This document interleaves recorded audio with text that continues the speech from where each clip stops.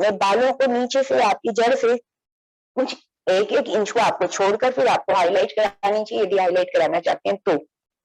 और बालों की सफेदी को छुपाना चाहते हैं तो मेरे अकॉर्डिंग जो नेचुरल तरीका है वो है मेहंदी। तो हमेशा हेल्दी रखने के लिए इसके लिए क्या प्रक्रिया को अपनाना चाहिए? उसके लिए किसी भी तरीके के केमिकल्स का यूज बंद करें।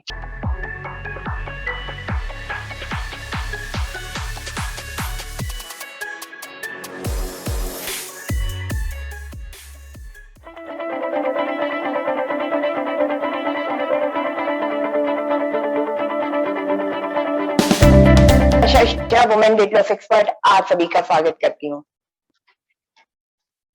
पासपोर्ट फोटोग्राफ या इंस्टाग्राम या फेसबुक या कोई भी फोटोग्राफ जब हमें खींचने होते हैं तो सबसे ज्यादा हम आता है बालों के लिए मसाज कैसे करना है। अपने एल्बो के ऊपर यानी अपने एल्बो का प्रेशर देंगे अपने कहीं पर भी या टेबल पर।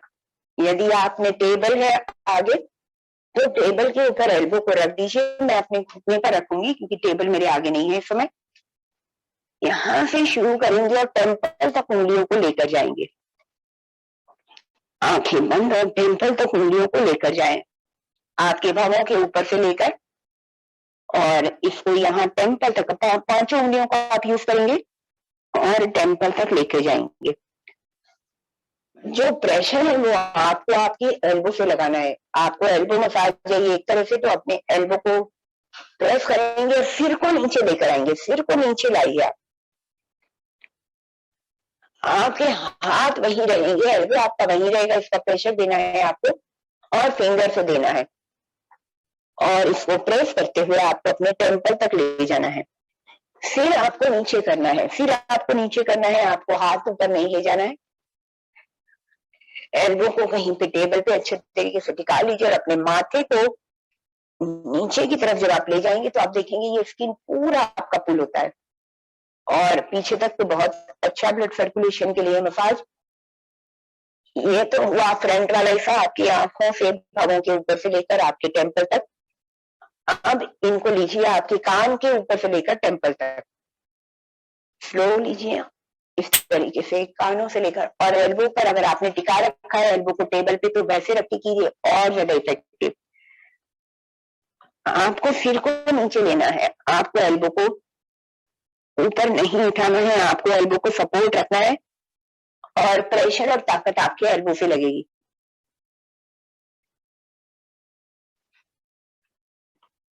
बहुत धीरे धीरे इसको खिसकाते हुए आपको उंगलियों को खिसकाते हुए टेम्पल तक ले जाना है। अब पीछे की ओर से, अब आप हाथ को पीछे की ओर ले जाएंगे और सिर को नीचे किया है, अब आपको सिर को सीधा करना है। इसके लिए आपको एल्बो को अपने उठा लेना पड़ेगा, सिर को नीचे रखें और फिर सिर को सीधा करें और उंगलियों से प्रेशर दें। नीचे जो बालों का लाइन है सबसे पीछे की तरफ वहां से शुरू करें और गर्दन को सीधा करें। धीरे धीरे करेंगे इस तरीके से आपका चारों तरफ से कवर हो गया। टेम्पल तक अपनी उंगलियों को शिफ्ट करना है, मूव करना है। इससे आप देखेंगे आपको बहुत मेंटल पीस मिलेगा, दिमाग को बहुत शांति मिलेगी और अच्छा ब्लड सर्कुलेशन यहाँ पर होगा। समझ में आया सभी को? इसको लिख लीजिए कि आपको पहले माथे से लेकर टेम्पल तक, फिर कान से ऊपर लेकर टेम्पल तक एल्बो प्रेशर देना है। आपका जो भी ताकत लगेगा वो एल्बो से लगेगा और जब पीछे की ओर ले जाएं गर्दन को नीचे करके और गर्दन को सीधा करें।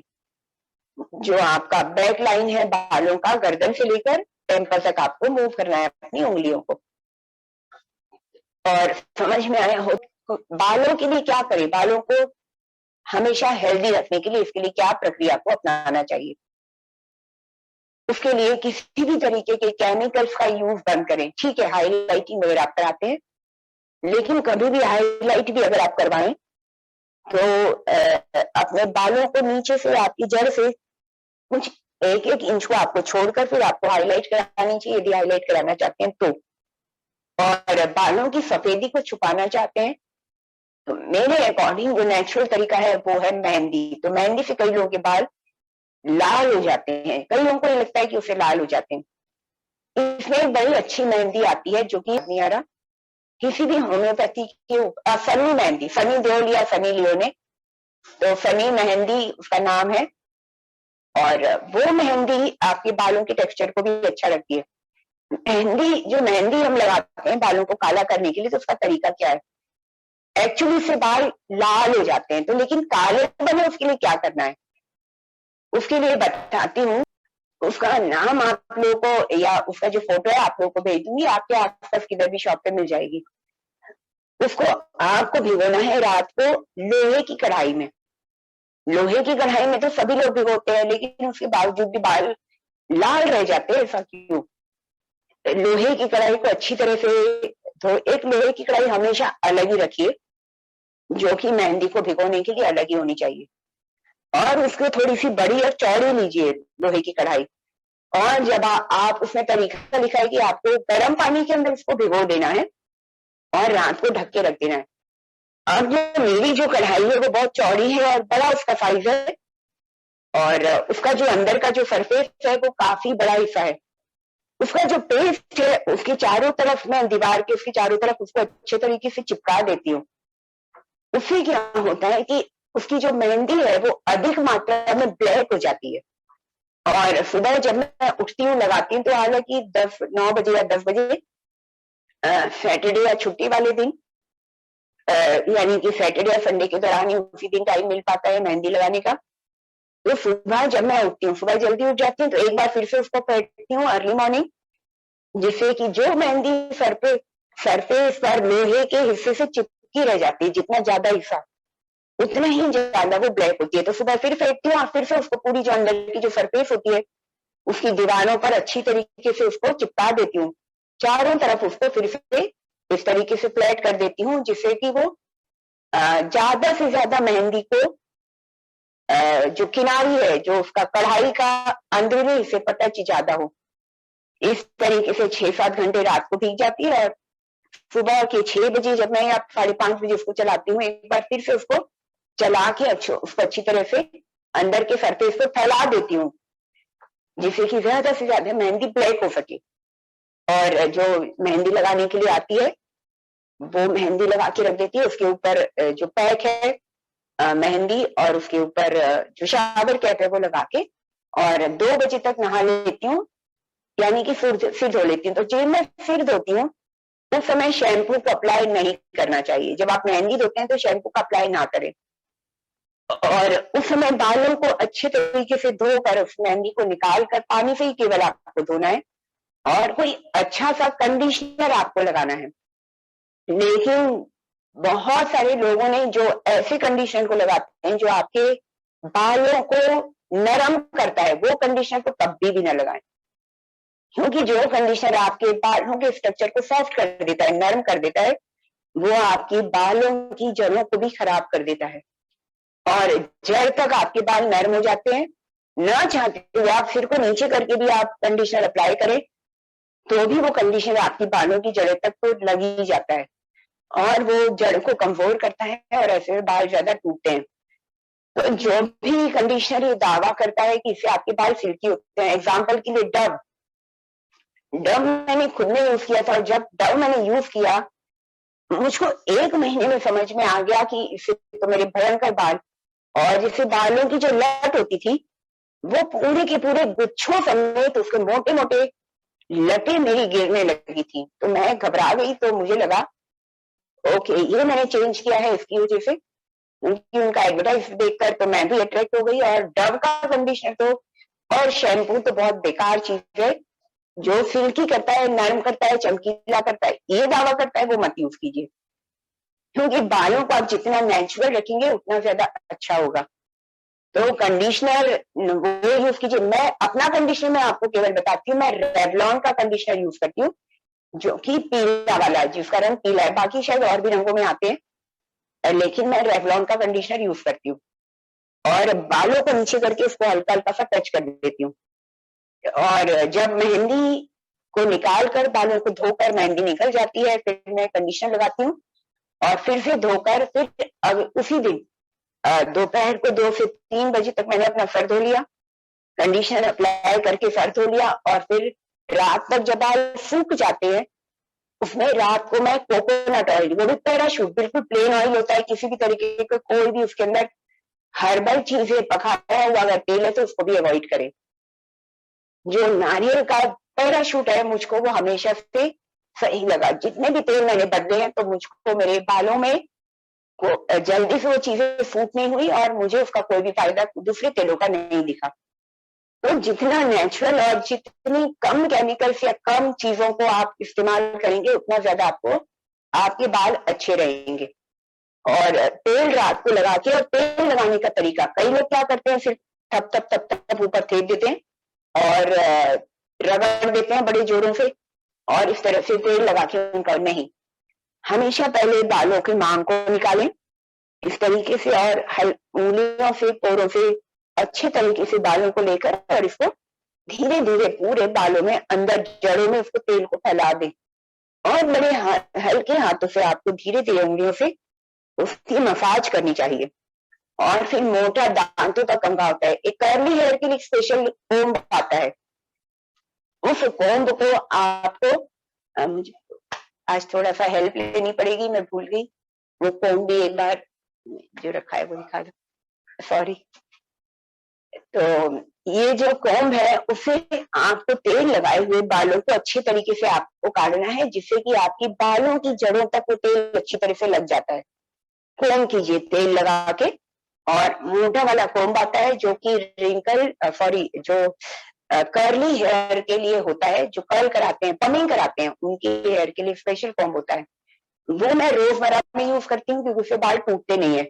बारीक कंघी अगर जू हो जाए तो ही आपको बारीक कंघी यूज करनी है।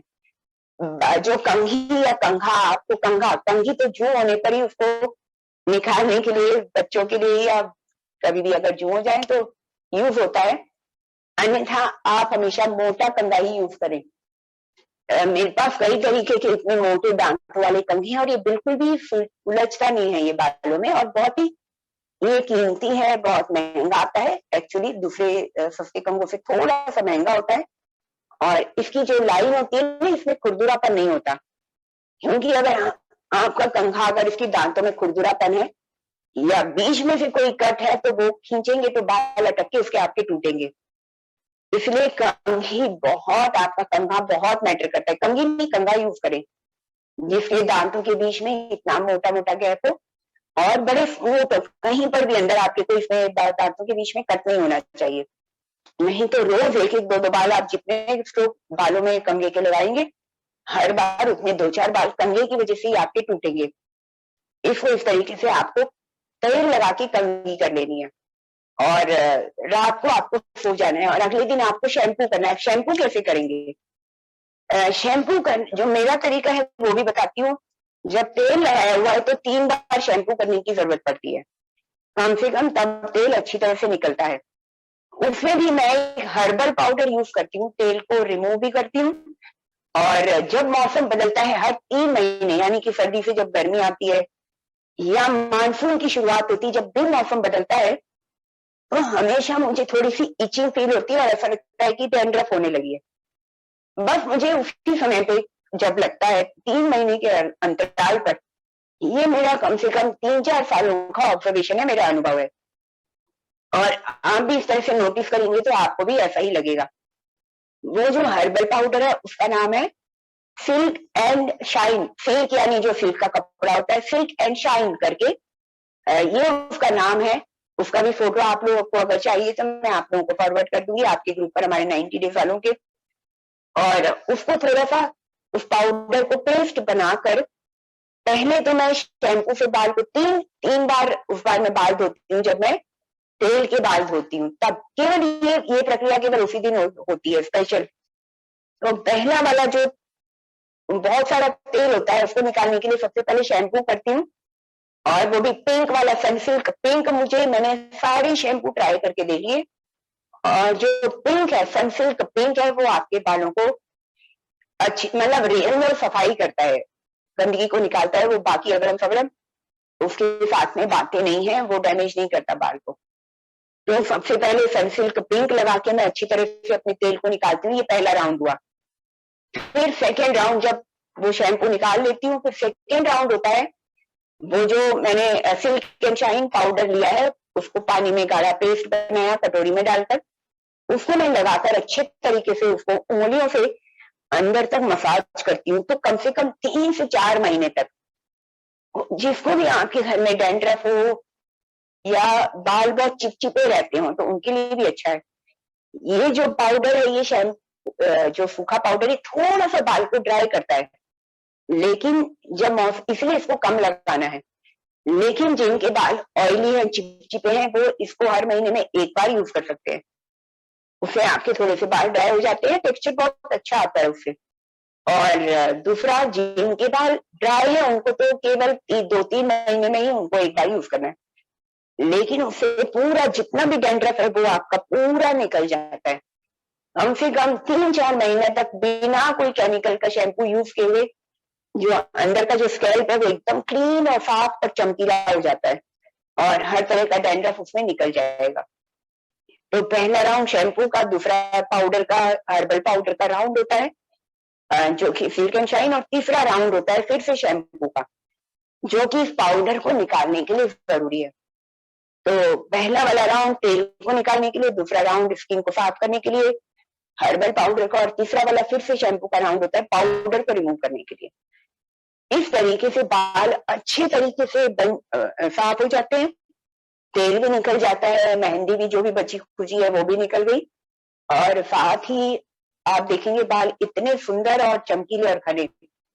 अच्छा, इसको वॉल्यूम कैसे प्रदान करें? अब आपने बालों को तो आपने रेडी कर दिया, टेक्सचर को तो रेडी कर दिया, लेकिन वॉल्यूम कैसे देना है? कोई जरूरत नहीं है वॉल्यूम की। आपको जब आप रात को सोते हो तकिए पर अपने बालों को इस तरीके से ऊपर सीधा कर दीजिए जब आप लेटते हैं, और पूरा बालों को अच्छे तरीके से ऊपर कर दीजिए, और फिर तकिए पर सिर रख के आप लेटिए। आप जब सुबह उठेंगे आप देखेंगे, और रोज रात को ऐसे ही करते हैं तो आपके बाल हमेशा बहुत ही थिक वॉल्यूम में आपको दिखाई देंगे। इस तरीके से, अगर मेरे बाल तो ऑलरेडी वैसे ही घने, सच में घने हैं, और बहुत केयर करती हूँ मैं। बचपन से लेकर अभी तक मैंने अपने बालों की बहुत केयर की है।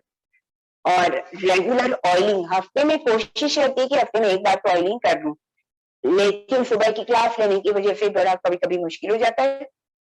तो 2 से 3 हफ्ते में एक बार तो ऑयलिंग मैंने अभी भी कंपलसरी है। अगर आपके पास समय है तो एवरी वीक या 2 हफ्ते में एक बार तो बालों की ऑयलिंग या तेल का मसाज जरूर करें। और जब रात को आप सोते हैं तो अपने बालों को पूरा ऊपर इस तरह से तकिए पर सीधा खड़ा करते लेटा, उसको मतलब ऊपर की तरफ। बाल अगर आपने ऐसे रखकर अगर आप सोओगे तो वो चिपकू चिपकू हो जाएंगे, वॉल्यूम नजर नहीं आएगा। ये सबसे इंपॉर्टेंट है। और बालों की हेयर स्टाइल को हमेशा मेंटेन रखिए। कई लेडीज को आदत होती है कई सालों तक बालों की कटिंग या साल में 1 या 2 बार ही कराती हैं या कम करवाती हैं।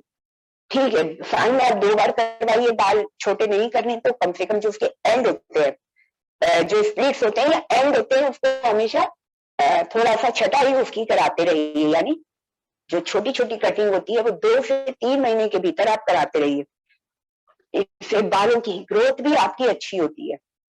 और जब लगता है कि मौसम में बाल टूटने लगे या काफी दिनों से आपने हेयर कटिंग नहीं करवाई है उसकी वजह से भी टूटते हैं, तो थोड़ा सा बालों की कटिंग करा लीजिए और देखेंगे आपके बाल फिर से चमकीले और फ्रेश हो जाएंगे। तो ये हो गया आपके स्किन की केयर। और हाँ, क्रीम में आप लोगों को एक एडवाइस जरूर करूंगी क्योंकि मेरे को ये बहुत इफेक्टिव मिली है। और मेरी स्किन को जब से मैंने इसको, ये इसके पीछे मेरा कोई वो नहीं है, इसमें मेरा बेनिफिट एक्चुअली कुछ भी नहीं है, लेकिन जो बेनिफिट मुझे हुए हैं मैं अपने 90 डेज के पार्टिसिपेंट को वो सारी सारी चीजें, सारे सीक्रेट्स अपने शेयर करती हूँ जिससे कि आप उसका बेनिफिट उठा सके। इसका नाम है O2C2।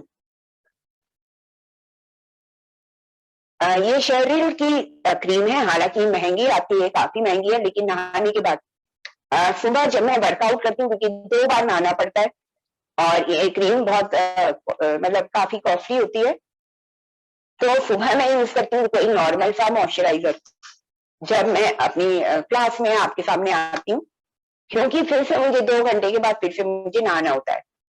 और जब मैं नहाती हूँ अच्छे तरीके से, थोड़ा सा और टाइम लगा के, उसके बाद में इस वाली क्रीम को यूज करती हूँ मॉइस्चराइजर के रूप में।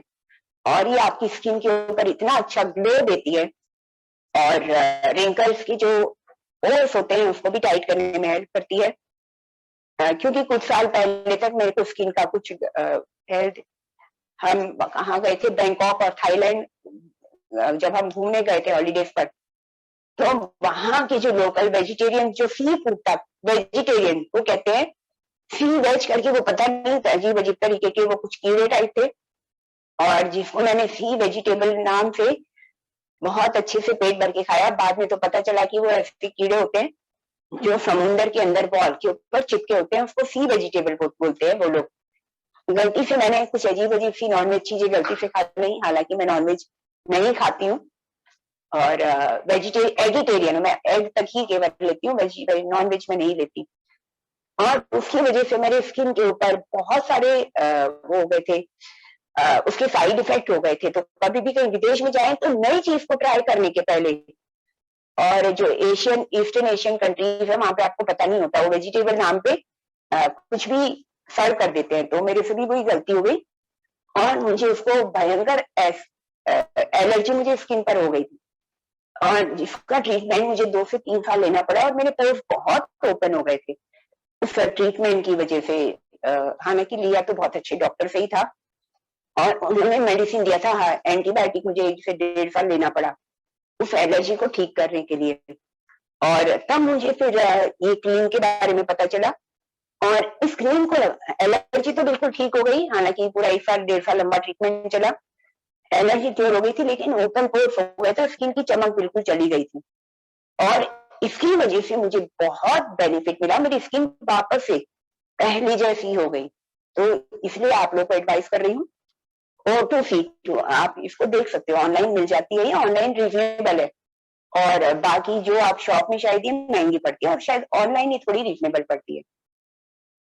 ये है आपकी स्किन को और बालों को जो केयर करनी है। हाँ, होम्योपैथी पाउडर जो है वो मैं आपको जरूर सजेस्ट करूंगी, क्योंकि मैंने शहनाज के भी लिया, तो शहनाज का भी जो मेहंदी है, मेहंदी के लिए मैं बताऊंगी कि जो शहनाज की मेहंदी है, वो वाली मेहंदी कढ़ाई में डालने के बावजूद भी मेरे बालों को रेड करती है, लेकिन ये जो SPL की सनी मेहंदी है, ये कढ़ाई में अच्छी तरीके से डालने के बाद में, रात भर भिगोने के बाद में, ये मेरे बालों को ज्यादा ब्लैक करती है, और महीने में कम से कम इसको 2 बार अप्लाई कीजिए आप मेहंदी को, और आप देखेंगे आपको कोई भी केमिकल ट्रीटमेंट की जरूरत नहीं पड़ेगी, और आपके बहुत सारे आपके फेशियल के और हेयर ट्रीटमेंट के हजारों लाखों रुपए आपके बचेंगे।